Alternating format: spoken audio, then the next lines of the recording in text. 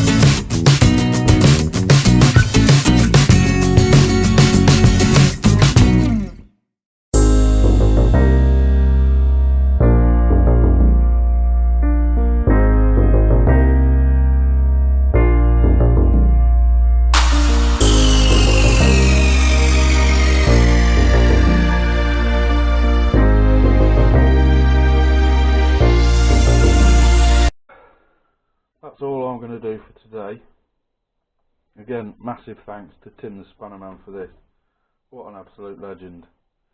Once I've got this all installed and plumbed back up again, it should work absolutely spot on, this welder. So the big power elements of it have never caused me a problem. It's just the wire feed. Now I've freed up the or got the speed control fixed.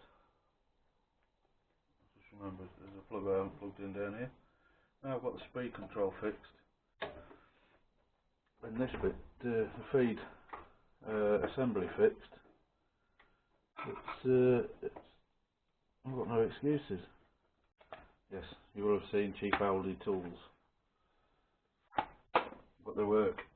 I'm not measuring anything exact. I'm not fitting stuff to aircraft, so the accuracy is a little less important.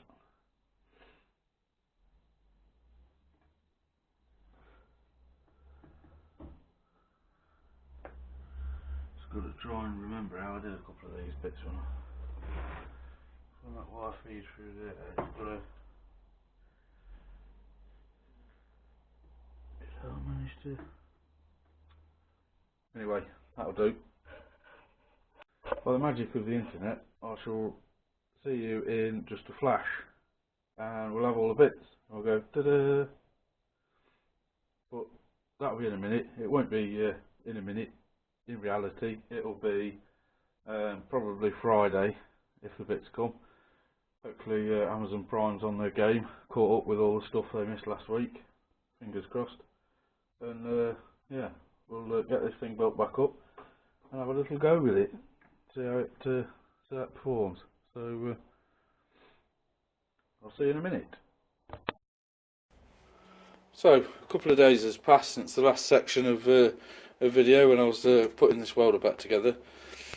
It's now back in. I'll show you what I've done. I've put the new wire feed assembly in, which is good. A new roll of wire, some new hose. I've mounted this better with some proper fixings, 3 of them properly, so that's all put together properly. And I've refitted the wire speed control knob. Right then, good news.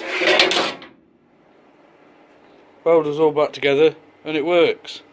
We can blame those marks on my poor welding, but I'm getting some weld down. Meant to mention, got a new earth clamp. It's all back together and working. Happy days. Thanks very much again to Tim the Spanner Man, absolute legend, helping me out with that. What an absolute hero. It's all fixed. I can weld stuff together again, or at least if that's what you call it, I can weld stuff together.